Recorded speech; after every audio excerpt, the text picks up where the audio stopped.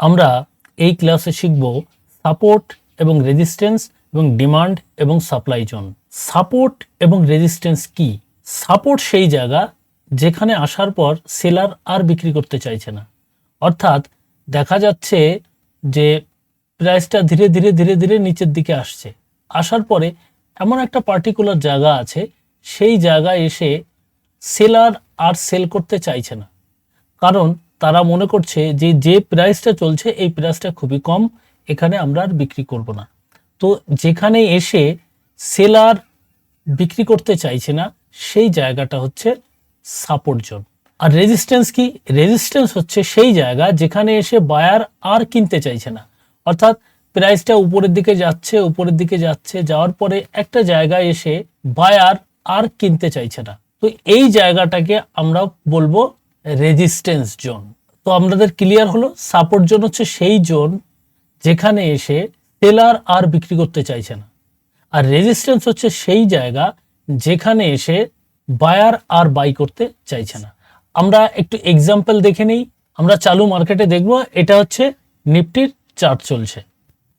তো এখানে আমরা একটা জিনিস দেখতে পাচ্ছি যে এই যে পার্টিকুলার জায়গা, এইখানে এসে কিন্তু বায়ার আর বাই করতে চাইছে না, অর্থাৎ এই যে জায়গাটা, এখানে এসে বায়ার আর বাই করতে চাচ্ছে না।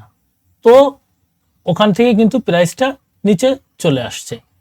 তো সবসময় যে নিচে চলে আসবে এমন কোনো মানে নেই, কিন্তু যেখান থেকে বারবার দেখা যাচ্ছে যে প্রাইসটা ঘুরে আসছে সেই জায়গাটাকে আমরা বলবো রেজিস্ট্যান্স। আর সাপোর্ট কাকে বলবো? এই দেখুন, এই যে একটা জোন তৈরি হয়েছে, এখানে এসে দেখুন, এখানে এসে আর সেলার সেল করতে চাইছে না। এই জায়গাটায়, এই পার্টিকুলার জায়গাটায়, এই যে জায়গাটা, এই জায়গাটায় সেলার আর সেল করতে চাইছে না। তো এখানে দেখুন কনসোলিডেট করছে। এই জোনটাকে আমরা বলবো সাপোর্ট জোন। আর রেজিস্ট্যান্স জোন কোনটা? চলুন একটু দেখি। এখানে আমরা দেখতে পাচ্ছি, এইখানটায় যদি আমরা মার্ক করে নিই তাহলে দেখুন, এই যে জায়গাটা, এই জায়গাটা এসে বায়ার কিন্তু আর বাই করতে চাইছে না, এখানে বায়ার বাই করতে চাইছে না, এখানে বায়ার বাই করতে চাচ্ছে না। আলটিমেটলি দেখা যাচ্ছে এখানে বায়ার বাই করতে করতে এই পর্যন্ত গেছিল, কিন্তু এখানে গিয়ে আর ইন্টারেস্ট নিচ্ছে না।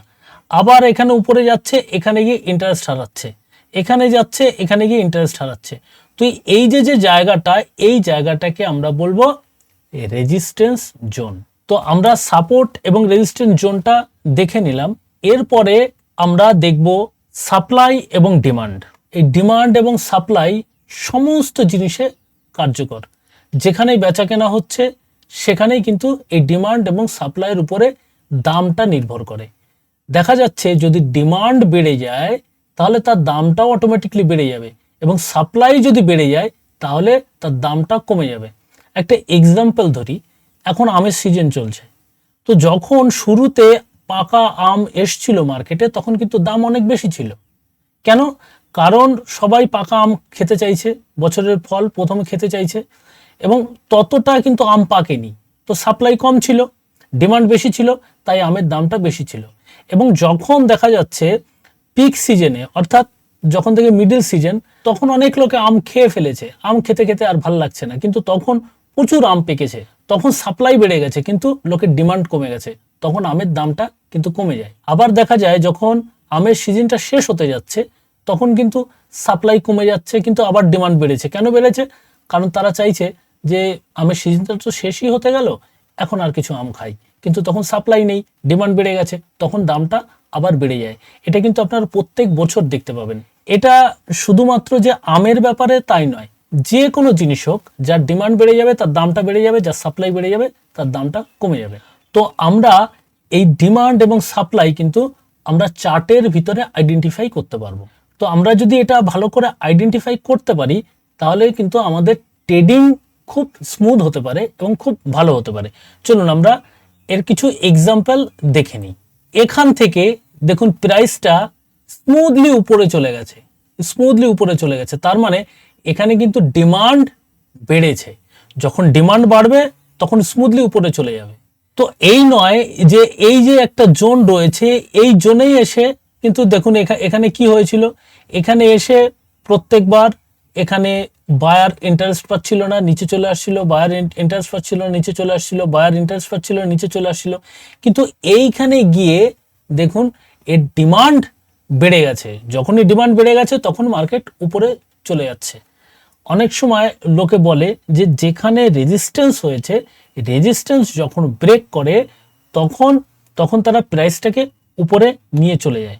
এখানে আরেকটা জিনিস আমাদের দেখার, সেটা হচ্ছে এখানে আমরা একটা জিনিস দেখতে পাচ্ছি যে মানুষ বারবার একটা জিনিসকে রিপিট করে।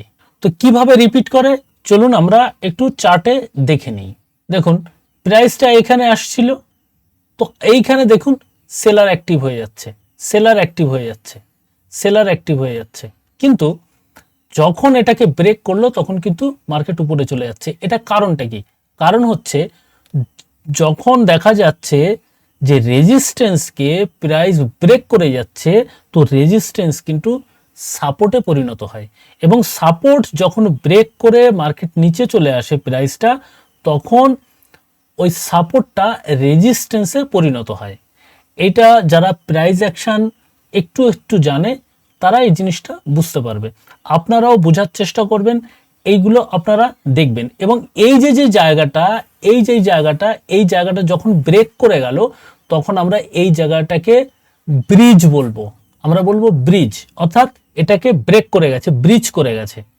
তো আপনাদের একটা টাস্ক থাকবে, এইরকম ব্রিজ যেখানে যেখানে হয়েছে আপনারা ওই ব্রিজগুলোর স্ক্রিনশট নিন, স্ক্রিনশট নিয়ে আমার কাছে পাঠান, এবং আমি দেখি যে আপনারা সিরিয়াসলি শিখছেন কিনা। মার্কেটে আপনাকে শিখতে হবে, আপনি না শিখে কিন্তু এই মার্কেট থেকে এক পয়সাও কামাতে পারবেন না। তাই এই সাপোর্ট রেজিস্ট্যান্স কিভাবে কাজ করছে এটা ভালো করে আইডেন্টিফাই করুন, এবং কোথায় কোথায় ব্রিজ হচ্ছে সেটাও আইডেন্টিফাই করুন। এই সাপোর্ট এবং রেজিস্ট্যান্স এবং ডিমান্ড সাপ্লাই নিয়ে কিছু ভুল ধারণা রয়েছে। এই ভুল ধারণার বাস্তবতা আমাদের জানতে হবে। অনেকে মনে করেন যে প্রাইসটা সাপোর্টে চলে এসছে, প্রাইসটা সাপোর্টে চলে আসছে, তো এবার প্রাইসটা উপরের দিকে যাবে। আবার অনেকে মনে করেন যে প্রাইসটা রেজিস্ট্যান্সে চলে আসছে, তো প্রাইসটা এবার নিচের দিকে যাবে। এর বাস্তবতা কি? বাস্তবতা হচ্ছে every support is not a demand zone, আর every resistance is not a supply zone. দেখুন অনেক সময় কি হয়, এই সাপোর্টে চলে আসছে, প্রাইস চলে আসার পরে কি হয়, অনেক সময় সাপোর্টে আসার পরে এখানে কনসোলিডেট হতে থাকে, কনসোলিডেট হওয়ার পরে দেখা যাচ্ছে সেলার বিজয়ী হয়, তখন প্রাইসটা নিচে চলে আসে। আর যদি দেখা যায় যে বায়ার বিজয়ী হয়েছে, তাহলে উপরের দিকে প্রাইসটা চলে যায়। সাপোর্টে প্রাইসটা চলে আসছে, এখানে আমরা কি করব? এখানে সেল করব না, অর্থাৎ সাপোর্ট জোনে চলে আসছে, এখন আমরা সেল করব না, এখন আমরা অবজার্ভ করব যে বায়ার সেলারের যুদ্ধে কে বিজয়ী হবে। যে বিজয়ী হবে আমরা তার দিকে যাব। ঠিক রেজিস্ট্যান্সেও তাই, রেজিস্ট্যান্সে এসে প্রাইসটা কিন্তু কনসোলিডেট করবে, বা অনেক সময় একটুখানি উপরে গিয়ে আবার নিচে চলে আসবে। তো আমরা এখানে কিন্তু একেবারে চুপচাপ বসে থাকবো এবং দেখব যে কে বিজয়ী হচ্ছে। যদি দেখা যায় সেলার বিজয়ী হচ্ছে, তাহলে আমরা ডাউনের দিকে যাব, এবং যখন দেখব বায়ার বিজয়ী হচ্ছে, তখন আমরা উপরের দিকে টেনে যাব। সব থেকে বড় কথা, এই সময়ে আমাদের যে সেট হবে, সেই সেট অনুযায়ী আমরা কাজ করব।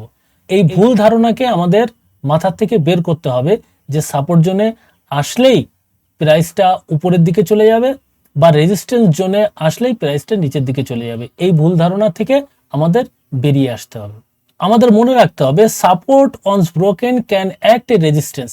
দেখা যাচ্ছে যে একটা সাপোর্ট তৈরি হয়েছে, একটা সাপোর্ট তৈরি হয়েছে, প্রাইসটা এখানে কনসোলিডেট করে নিচের দিকে ব্রেক করলো। যখনই ব্রেক করবে, তো এই সাপোর্টটা কিন্তু রেজিস্ট্যান্স তৈরি হয়ে যাবে, এবং দেখা যাচ্ছে একটা রেজিস্ট্যান্স হয়েছে, এখানে একটা রেজিস্ট্যান্স হয়েছে, প্রাইসটা উপরের দিকে গেল, উপরের দিকে গিয়ে কনসোলিডেট করতে করতে উপরের দিকে ব্রেক করলো। ব্রেক করার পরে এই যে রেজিস্ট্যান্সটা ছিল, সেই রেজিস্ট্যান্সটা কিন্তু সাপোর্টে পরিণত হবে। তো আমাদের এই সমস্ত মাথায় রেখে চলতে হবে। আমরা এমন করব না যে সাপোর্টে এসে গেছে মানেই আমরা বাই করে নেব, এরকম করা উচিত হবে না। এবং এটাও করা উচিত হবে না যে রেজিস্ট্যান্সে চলে আসছে সাথে সাথে আমরা সেল করে দেবো, এটাও আমরা করব না। অবশ্যই আমরা ওই জায়গাটা অবজার্ভ করব এবং আমাদের সেটআপ যেটা বলবে আমরা সেটাই করব।